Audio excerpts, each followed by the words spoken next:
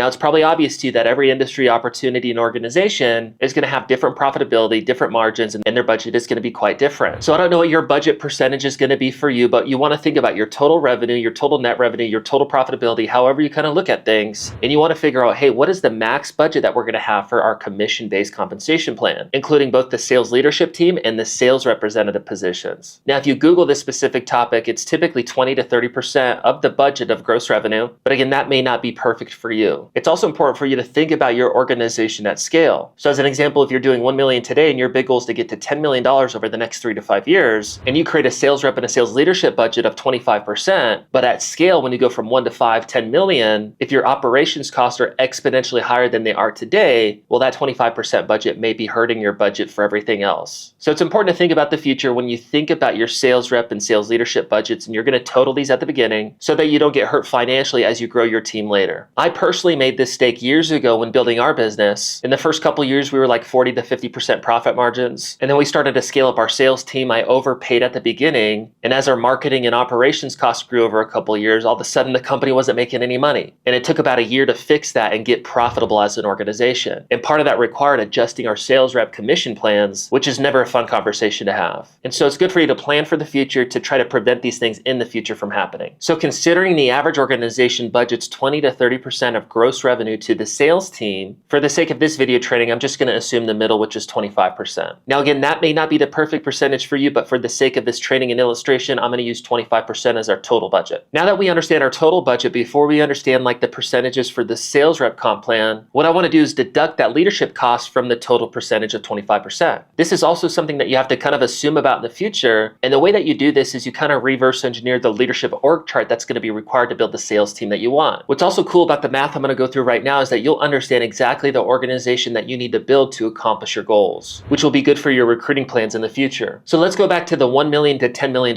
example. I'm a small business owner. I'm doing $1 million in revenue today. And I'm thinking about my big next 2 to 3 goals over the next few years. Well, maybe that's going to be $10 million in revenue. It's important to understand that when you do this, your goals can't be small because you really need to think about like the big vision in the future, the thing that you really want to accomplish. So as an example, for most small businesses doing 1 million today, their next big goal is going to be $2 million in revenue. If they're doing $2 to $3 million in revenue, the next big goal is going to be to do $5 million in revenue. And if they're doing 5, it's typically going to be 8 to 10. And so what you want to do is you want to think a couple 2 to 3 steps ahead in terms of your goals so that your vision is big enough for the organization that you're building, but also to truly understand the leadership costs that will be required to hit your big goals in the future, because we need to deduct that before we create the sales rep compensation plan. So to go back to the example, let's say that I'm doing 1 million and my goal over the next 3 to 5 years is to get to 10 million. Well, the difference of revenue is obviously 9 million. So I need to increase revenue by 9 million to ultimately get to my goal of $10 million plus in annual revenue. From there, what I need to do is estimate what the average Joe sales rep is going to do annually, pretty much what my quota is going to be, so I can understand how many sales reps I need to go from 1 million to 10 million. So let's assume that the average Joe sales rep at our organization is going to produce 300K plus annually. Now, again, this is just an illustration. So your quota might be 500K a million. It might be less than 300K. This is just to illustrate the idea. So let's assume 300K per year for the average Joe sales rep with plans to go from 1 million to 10 million, which is a difference in 9 million. Well, 300K for the average Joe divided by 9 million is 30 sales reps that I need recruited and retained producing at least 300K per year to go from 1 million to 10 million.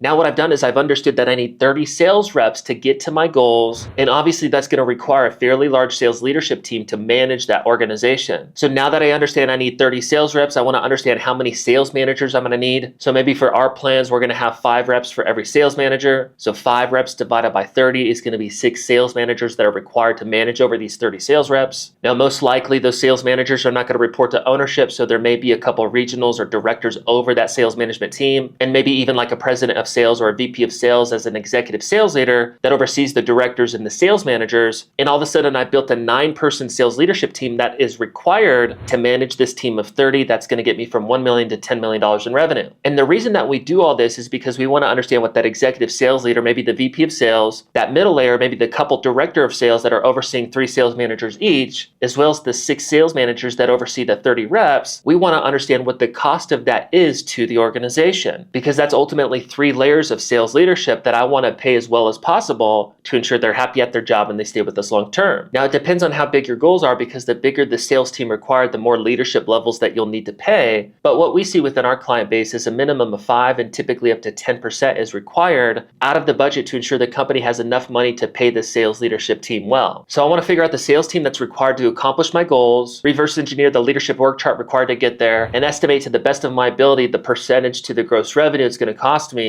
so I can deduct that from my total percentage, in this case of 25%. So if I have a 25% budget and I'm going to assume 10% is going to go to the sales leadership team in the future, well, that leaves me with 15% that I can create my compensation plan with. And a reminder as well that this leadership org chart, it can actually impact your recruiting and retention efforts. So as an example, if I created this leadership plan and this is in my recruiting presentation, and the sales reps that I'm pitching into our organization understand that we have 6 sales management opportunities, 2 director of sales opportunities, and a VP of sales opportunity available in the future for advancement, then that's actually going to help me persuade more commission-based sales reps into my organization. It's also going to be a good retention and management tool as I lead people through the growth of our organization, because some of them want those additional opportunities in the future, and the more objective those opportunities are, the more specific that we can get with reps to create a plan to get to those opportunities, and that'll keep reps going through the grind phase of the sales position.